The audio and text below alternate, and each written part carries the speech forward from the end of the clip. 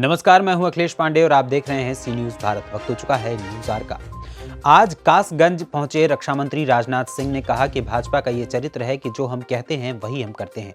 हमारी कथनी और करनी में अंतर नहीं होता है। नेता तो ऐसा ही होना चाहिए कि जो वो बोले वही वो करे। उन्होंने कहा कि 1951 में पंडित श्यामा प्रसाद मुखर्जी हमारे नेता हुआ करते थे। तब से हम कहते थे कि जब भी हम सत्ता में आएंगे तो धारा 370 को उखाड़ फेंकेंगे। हमने केंद्र में सरकार बनते ही चुटकी बजाकर धारा 370 को समाप्त कर दिया। आज कश्मीर पूरी तरीके से आजाद है और सभी राज्यों की तरीके से उसे भी दर्जा प्राप्त है। रक्षा मंत्री ने और क्या कुछ कहा, देखिए इस पूरी रिपोर्ट में विस्तार से। कासगंज में राजनाथ सिंह ने कहा कि क्या ये सच नहीं है कि हमने कहा था कि अगर यूपी में हमारी सरकार आएगी तो किसानों का कर्ज माफ करेंगे। योगी जी ने 36,000 करोड़ रुपए का किसानों का कर्ज माफ कर दिया। हम जाति, धर्म, मजहब की राजनीति नहीं करेंगे। इंसान को इंसान से बांटकर राजनीति नहीं करेंगे। राजनीति केवल सरकार बनाने के लिए ही नहीं होती बल्कि देश के लिए होती है।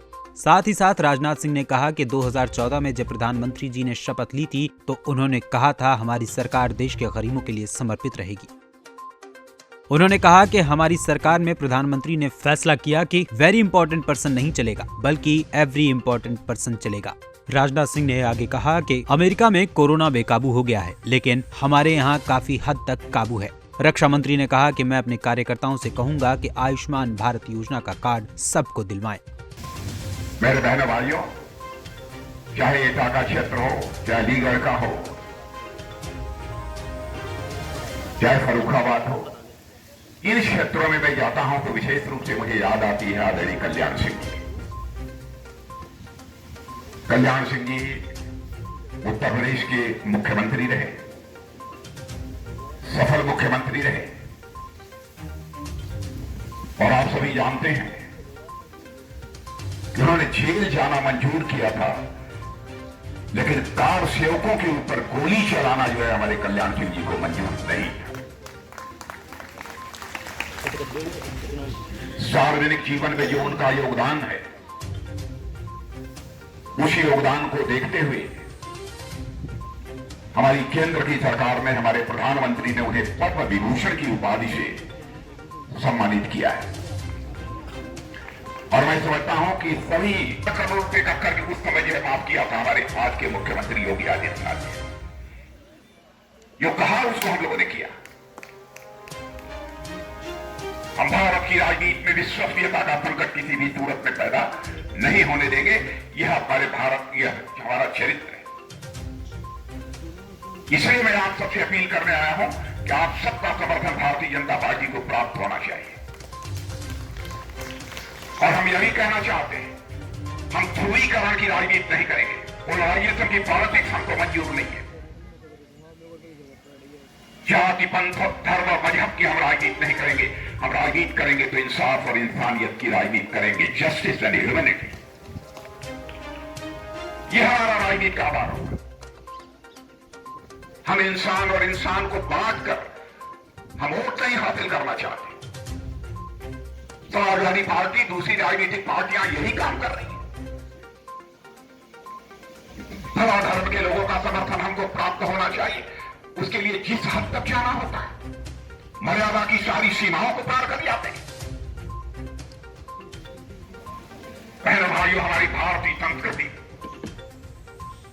संस्कृति के उपासक हमारे मनीषियों ने एक संदेश दिया है। आज नहीं, अति प्राचीन काल से वह संदेश हर भारतवासी के कानों में गूंजता है। वसुधैव कुटुंबकम। हम लोगों ने केवल भारत की सीमा में रहने वाले लोगों को ही अपने परिवार का सदस्य नहीं माना है बल्कि पूरी विश्व की धरा पर रहने वाले लोगों को अपने परिवार का सदस्य मानते हुए वसुधैव कुटुंबकम का संदेश सारे विश्व की धरती पर यदि कहीं से गया है तो केवल और केवल हमारे देश भारत की धरती से गया है। बहनों भाइयों, यह है भारत का चरित्र। लोकप्रिय विधायक श्री देवेंद्र सिंह राजपूत, श्रीमती रत्नेश कश्यप जिला पंचायत अध्यक्ष, श्री राजीव अग्रवाल, श्री दामोदर अग्रवाल, श्री नीरज शर्मा, श्री आकाशदीप रानू, कुलदीप प्रतिहार और इस कार्यक्रम में बैठे कासगंज के मेरे सभी सम्मानित प्रबुद्ध बहनों एवं भाइयों, कासगंज में पहली बार अपनी जिंदगी में इतनी छोटी सभा को मैं संबोधित कर रहा हूं। जब भी उत्तर प्रदेश अथवा हिंदुस्तान के किसी कोने में गया हूं, प्रायः बड़ी बड़ी सार्वजनिक सभाएं पहले हुआ करती थी, लेकिन ये कोरोना का करिश्मा है। चुनाव आयोग के द्वारा कुछ प्रतिबंध लगे हैं, लेकिन चुनाव आयोग ने जो भी प्रतिबंध लगाए हैं उसका पालन करना, अक्षर से पालन करना, यह हम सबकी जिम्मेदारी बनती है। कासगंज यदि मैं आया हूं तो लंबे समय के बाद कासगंज आया, और मैं कह सकता हूं कि कासगंज केवल हमारे लिए कासगंज नहीं है, बल्कि कासगंज हमारे लिए खासगंज है। भले ही लंबे समय के बाद आया हूं, राजीव गांधी जी हमारे भारत के प्रधानमंत्री थे। प्रधानमंत्री होते चाहे वह किसी भी राजनीतिक पार्टी के रहे हों, मैं मानता हूं प्रधानमंत्री प्रधानमंत्री होता है, वह व्यक्ति नहीं होता है, वह संस्था होता है। मैं सबके प्रति सम्मान रखता हूं, चाहे किसी भी राजनीतिक दल का कोई व्यक्ति क्यों न हो। लेकिन राजीव गांधी जी ने भी एक बार मजबूर होकर कहा था, क्या करें, जब मैं दिल्ली से 100 पैसा नीचे भेजता हूं तो 100 पैसे में बामुश्किल 16 पैसा लोगों की जेब तक पहुंच पाता है। हमारे पास कोई उपाय नहीं है ताकि 100 का 100 पैसा लोगों तक पहुंच सके, इसकी मैं व्यवस्था कर सकूं। लेकिन बहनों भाइयों, देखा होगा हमारे प्रधानमंत्री नरेंद्र भाई मोदी ने सत्ता संभालते ही ऐसी व्यवस्था सुनिश्चित कर दी, यदि 100 पैसा ऊपर से भेजा जाता है तो आपकी पॉकेट में 100 का 100 पैसा पहुंचता है, 99 पैसा नहीं पहुंचता। उदाहरण मैं आपके सामने कई रख सकता हूं, लेकिन एक ही उदाहरण रखना चाहता हूं।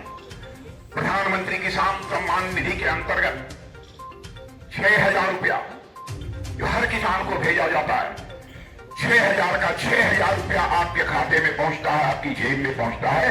कोई मां का लाल एक पैसा भी उसमें काटने की जरूरत नहीं कर सकता है, हिम्मत नहीं कर सकता। कासगंज से सी न्यूज संवाददाता केशव उपाध्याय की रिपोर्ट। फिलहाल के लिए इस खबर में इतना ही। देश दुनिया की तमाम खबरों के लिए देखते रहें सी न्यूज भारत। हर खबर आपके साथ, आपके हाथ।